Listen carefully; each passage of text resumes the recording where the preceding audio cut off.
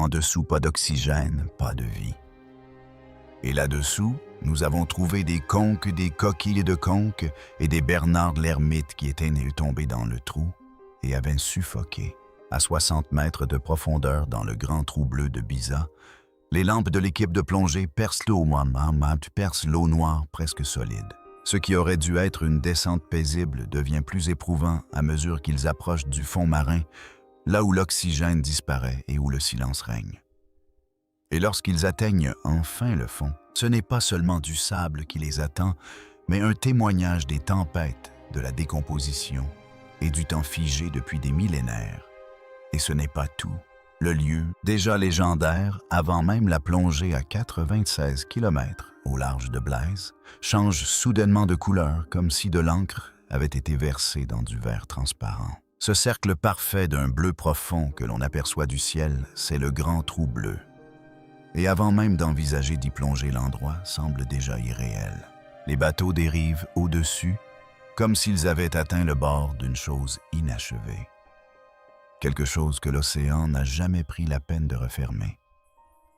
Et voici le plus étonnant. Bien avant que l'expédition de 2018 ne se présente jamais, ce trou était déjà célèbre. Non pas à cause de ce que l'on y avait vu, mais grâce à Jacques Cousteau, l'explorateur légendaire, qui après l'avoir étudié dans les années 1970, l'a qualifié de l'une des formations sous-marines les plus remarquables de la planète. On a tendance à considérer ces lieux comme des merveilles naturelles, presque comme s'ils n'existaient que pour le tourisme ou les prises de vue par drone. Mais la réalité c'est bien plus complexe.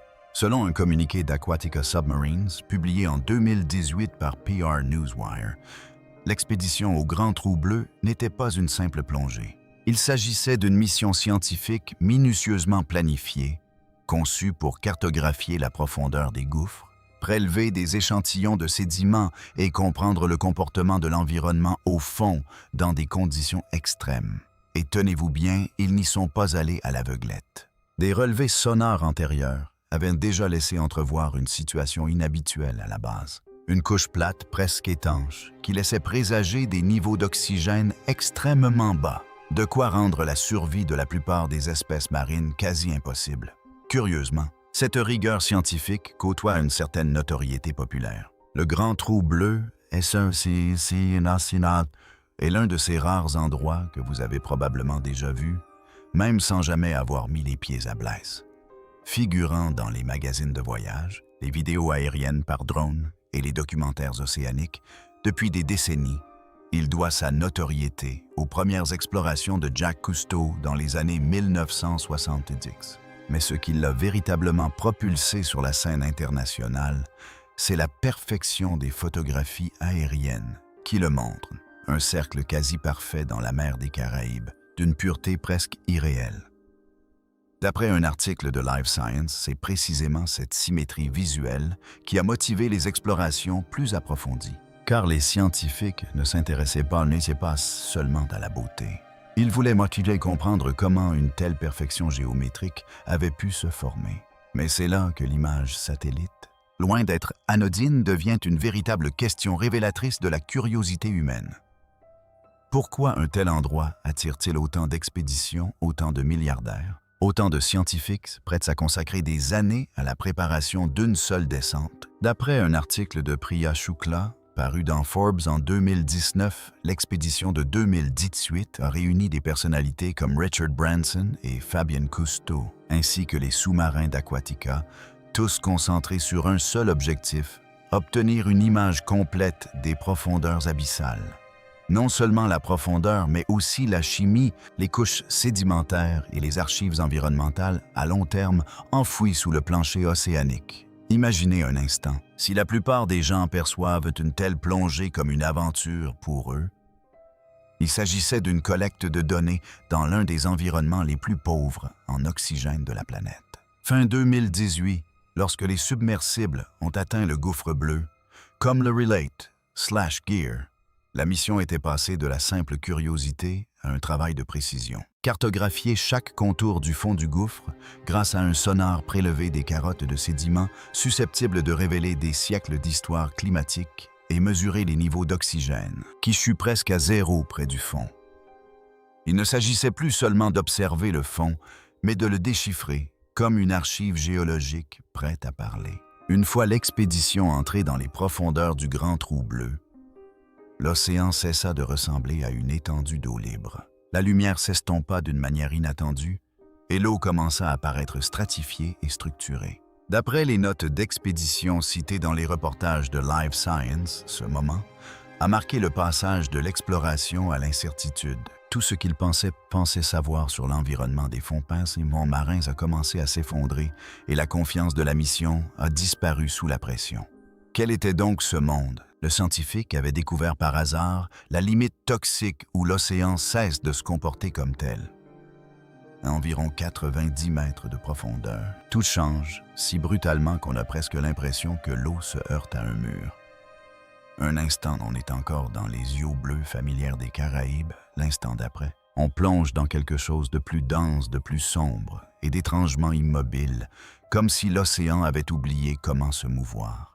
Et c'est précisément là, d'après les rapports d'expédition publiés plus tard par Live Science, que l'équipe a rencontré une couche de sulfure d'hydrogène, une sorte de frontière chimique invisible où le taux d'oxygène chute presque à zéro et où la vie marine normale disparaît. Mais le véritable choc ne résidait pas seulement dans la chimie.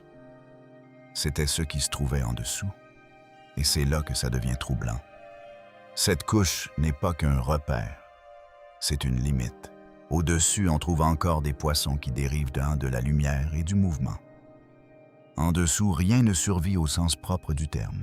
D'après les vlogs de plongée d'Erica Bergman, membre de l'équipe de l'expédition de 2018 et publié sur Southern Fried Science, les submersibles ont décrit l'expérience comme l'entrée dans une pièce hermétique à la différence qu'elle était sous l'eau et s'étendait sur des kilomètres. L'eau changeait aussi d'aspect, légèrement trouble, presque sirupeuse. Et pendant un instant, on réalise qu'il ne s'agit plus simplement des profondeurs océaniques, mais d'un système chimiquement clos qui refuse toute vie. Une fois cette couche toxique franchie, le fond marin est apparu. Et au lieu de l'écosystème florissant auquel on s'attendrait en haute mer, il régnait un silence absolu, un silence inquiétant.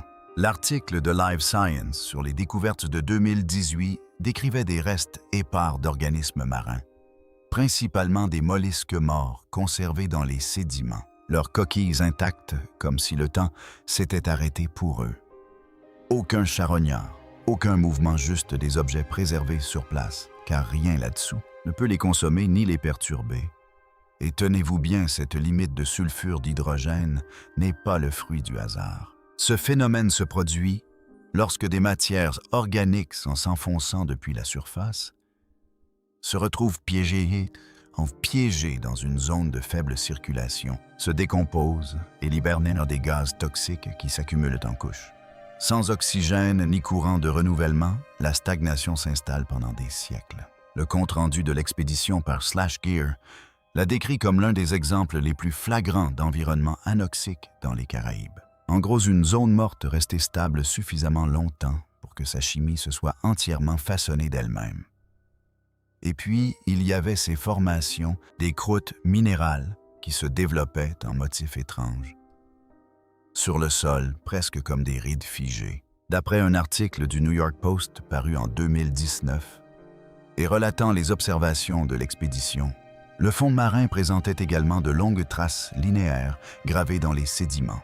À première vue, elles ressemblaient à des traces de déplacement, mais aucun organisme vivant suffisamment grand pour les avoir laissées n'y avait été trouvé.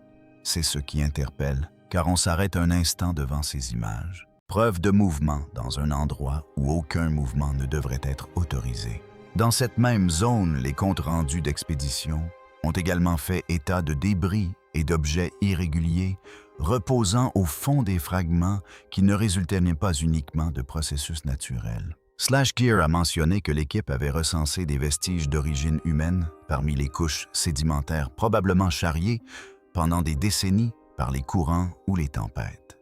Et oui, selon plusieurs résumés d'expédition, il a même été fait mention de restes humains récupérés lors de plongées antérieures dans la zone plus vaste du trou bleu. Bien que conservés de telle sorte qu'ils fassent désormais partie de l'histoire géologique, plutôt que d'être liés à une activité récente. Imaginez un instant. Un endroit qui ressemble à une fenêtre ouverte vue du ciel est en réalité un véritable dépôt d'archives scellé sous terre. Tout ce qui entre ne ressort pas vraiment. Cela se dépose, se retrouve piégé et devient partie intégrante de l'histoire. Voici ce qui marque vraiment les esprits. Si vous tombiez dans le trou bleu, vous vous attendiez à un fond océanique grouillant de vie et d'activité, vous y trouveriez. En réalité, une sorte de calme suspendu, non pas vide, mais figé, comme si l'environnement lui-même avait décidé depuis longtemps que rien de nouveau ne pouvait bouleverser les règles qui règnent là-dessous. On se demande, n'est-ce pas combien d'autres endroits magnifiques sur Terre ne le sont que parce qu'on ne regarde jamais assez attentivement sous la surface? Et une fois que l'équipe a commencé à réaliser à quel point ce système s'était isolé, la question a changé car le fond ne révélait pas seulement ce qui y avait péri. Il enregistrait silencieusement tout ce qui y avait été enfoui. Et cela amène à se demander quel était alors le sens de ce qu'ils exploraient, cette boue qui se souvient de tout. La grande découverte ne s'est pas faite là où la plupart des gens l'attendaient. Ni dans la descente spectaculaire, ni dans la couche toxique, ni même dans les fonds marins étranges qui semblaient figés dans le temps. Elle est apparue plus tard presque discrètement, lorsque les scientifiques ont remonté quelque chose d'apparence anodine au premier abord, un long cylindre de boue d'une 30aine de mètres de profondeur, extrait du fond du Grand Trou Bleu.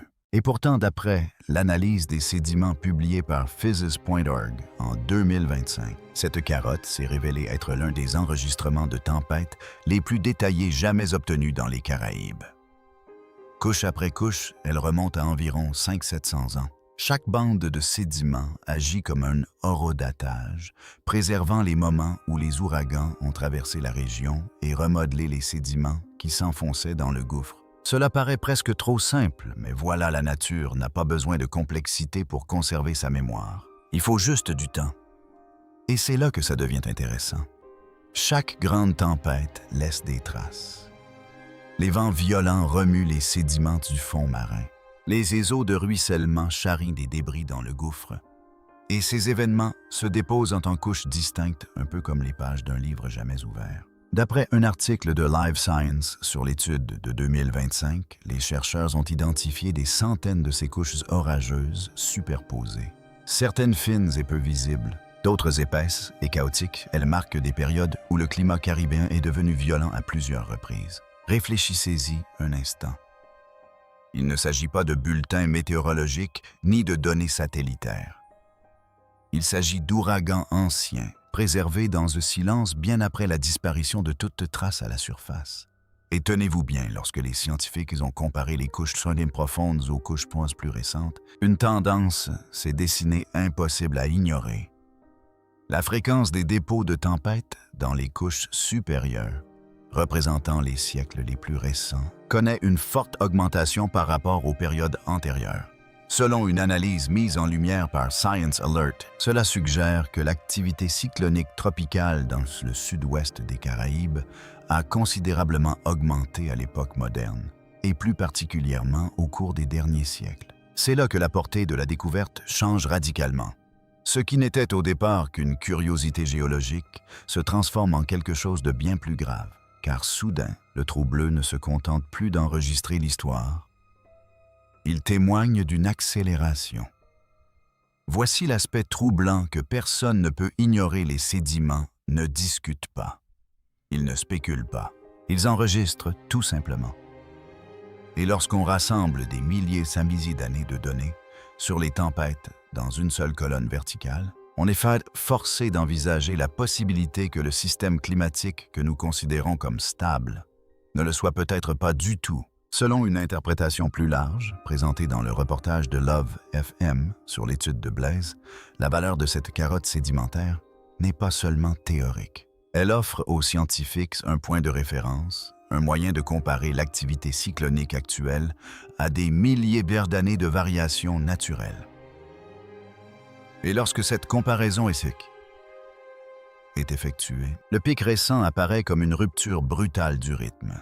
Dès lors, une question sous-jacente se pose. Si un trou dans le plancher océanique peut préserver 500-700 ans d'histoire des tempêtes, sans un mot, devons-nous encore le considérer comme une simple merveille naturelle? Ou s'agit-il en réalité de l'une des archives climatiques les plus importantes dont nous disposons? Car une fois qu'on comprend ce qui est enfoui dans cette boue, il devient impossible de la considérer à nouveau comme un simple sédiment.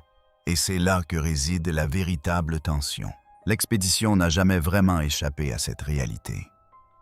Si le grand trou bleu peut préserver tant de vérités sur le passé, qu'enregistre-t-il encore silencieusement, couche après couche? Attendant qu'on le déchiffre correctement lorsque l'océan commencera à nous alerter, les chiffres ne semblent pas alarmants au premier abord. Mais c'est souvent ainsi que se manifestent les avertissements les plus sérieux.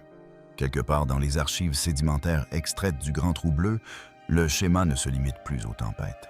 Il est cessé les questions de vitesse de changement, de la façon dont un phénomène qui se déroulait lentement sur des siècles s'est désormais concentré en quelques décennies. C'est presque comme si le système climatique s'accélérait.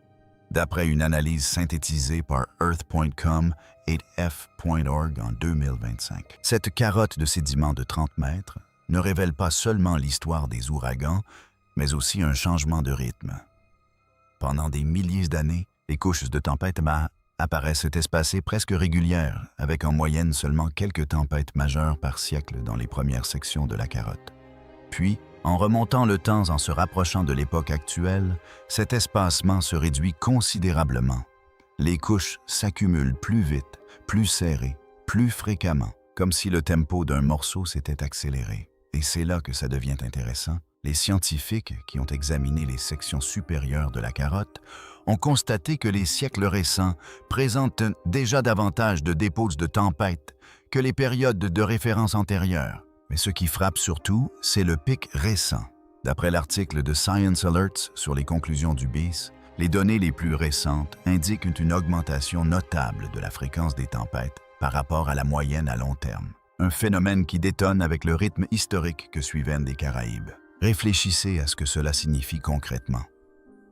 Il ne s'agit pas d'une simple discussion abstraite sur le climat confiné à un article. C'est la différence entre les communautés côtières, confrontées à des tempêtes extrêmes rares et espacées dans le temps, et les systèmes où les délais de rétablissement se réduisent avant la prochaine catastrophe. Infrastructures, agriculture, voire migration, tout est mis à rude épreuve, lorsque l'intervalle entre les événements se réduit. Et tenez-vous bien, lorsque des chercheurs ont comparé les données sédimentaires avec les données modernes de suivi des ouragans, comme l'a rapporté Live Science, la comparaison était frappante. Seules les archives naturelles suggèrent que ce que nous observons ces dernières décennies, n'est pas simplement une variabilité au sein d'un système stable. Cela ressemble davantage à un changement de direction, à un éloignement de la tendance de référence à long terme, qui s'est maintenue pendant des milliers d'années. Voici le point le plus troublant. Même s'il est souvent sous-estimé, le Grand Trou Bleu ne fait pas de prédiction. Il ne défend aucune théorie. Il se contente de préserver les événements passés couche après couche, tempête après tempête, sans commentaire ni interprétation. Et lorsque ce type d'enregistrement commence à montrer une accélération, cela soulève une question très dérangeante. Comment envisageons-nous l'avenir? En particulier dans des régions comme les Caraïbes, où les côtes sont déjà exposées de manière excessive aux tempêtes. On commence alors à percevoir quelque chose d'un peu inquiétant. Nous avons souvent tendance à considérer l'histoire naturelle comme un simple bruit de fond, intéressant mais lointain. Que se passe-t-il lorsque cette histoire devient le reflet direct des risques actuels? Un reflet qui évolue déjà en temps réel. On est alors amené à se demander si les sociétés ne réagissent pas trop lentement. Non pas parce que les données sont absentes, mais parce qu'elles sont enfouies. Dans des endroits comme celui-ci, prisonnière près de la vase, au fond de l'océan, où elle reste muette. Elle se contente d'enregistrer. Et une fois cette idée assimilée, l'histoire du Trou Bleu cesse d'être une question d'exploration ou même de découverte. Elle devient une question d'interprétation. Sommes-nous capables de lire correctement les signaux d'alarme alors qu'ils se forment encore en temps réel sous l'eau? Car si le fond océanique peut clairement révéler une évolution du comportement des tempêtes sur des milliers d'années, la véritable question ce n'est pas ce qu'il a enregistré par le passé. Elle est celle de ce qui se passe déjà en nous, sans que nous en ayons pleinement conscience lorsque l'Internet passe à côté de la vérité. Parcourez la couverture médiatique du Grand Trou bleu et vous remarquerez presque immédiatement quelque chose. L'histoire de surface s'est faite de bruits de traces mystérieuses, de découvertes inquiétantes et de titres sensationnalistes qui semblent conçus pour vous faire interrompre votre lecture plutôt que pour vous permettre de comprendre ce qui s'est réellement passé là-dessous. Selon les informations compilées dans le dossier de Elle-Bible de 2025 sur les conclusions de l'expédition, une grande partie de l'attention virale s'est concentrée sur des interprétations dramatiques des caractéristiques du fond marin, en particulier tout ce qui paraissait inhabituel ou inexpliqué au premier abord. Mais voilà, le travail scientifique de fond ne disparaît jamais vraiment, il se fait simplement plus discret. Or, si l'on prend du recul et que l'on examine la véritable démarche de recherche, y compris les analyses mentionnées dans les résumés de l'expédition d'Unilad, et les analyses scientifiques discutées par des chercheurs comme Erika Bergman dans ses journaux de bord, l'histoire n'a rien à voir avec l'horreur ou le mystère tel qu'Internet les présente. Il s'agit d'un environnement très structuré de la stratification du sulfure d'hydrogène, d'un comportement toxique de l'eau, du piégeage des sédiments et surtout de la façon dont un système marin effondré préserve des informations pendant des milliers d'années sans être perturbé. Et tenez-vous bien, même les prétendues traces étranges ou les images inquiétantes des fonds marins qui ont circulé sur Internet, comme l'a rapporté Newsweek dans son article sur le Grand Trou bleu, sont bien plus probablement liés au mouvement de sédiments et à l'activité gazeuse sous-marine qu'à des phénomènes spectaculaires. Mais ces explications ne se propagent pas aussi vite qu'un titre qui évoque un mystère en attente d'un dénouement. C'est là que ça devient intéressant. Internet ne ment pas à proprement parler au sujet du trou bleu, mais il le simplifie à l'extrême. Un gouffre chimiquement complexe devient une vidéo virale. Des archives de tempêtes sur 500-700 ans se retrouveraient reléguées au second plan. Et ce qui se perd dans cette simplification, c'est ce qui change véritablement notre compréhension des Caraïbes, de l'histoire climatique et même de la gestion des risques dans les régions côtières. Réfléchissez-y un instant.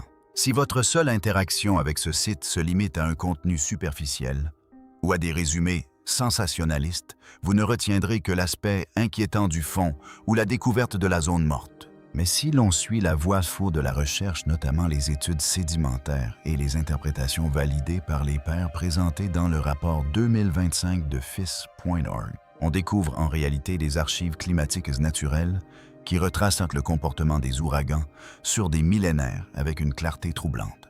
Ainsi, lorsque les concurrents privilégient l'angle le plus spectaculaire, ils ne se trompent pas sur les faits. Ils ne font que mettre en lumière l'aspect le moins important de l'histoire. La véritable importance réside sous cette surface dans des couches de boue qui enregistrent les tempêtes avec une précision que n'importe quel ensemble de données modernes ne pourra jamais égaler. Et c'est peut-être là que réside la tension. La science virale donne l'impression d'avoir compris quelque chose en 30 secondes. Mais la science approfondie prend du temps et paraît rarement passionnante au premier abord. Le Grand Trou bleu ne récompense pas la vitesse, mais la patience. Celle que la plupart des récits en ligne négligent. Le Grand Trou bleu cesse d'être un simple site de plongée dès l'instant où l'on comprend qu'il a enregistré des tempêtes, des réactions chimiques et des couches mortelles y étiennent pendant des milliers d'années.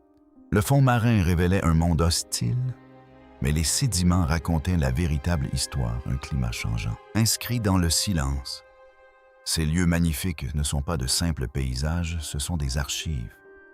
Et une fois qu'on les perçoit ainsi, on ne regarde plus jamais l'océan de la même façon.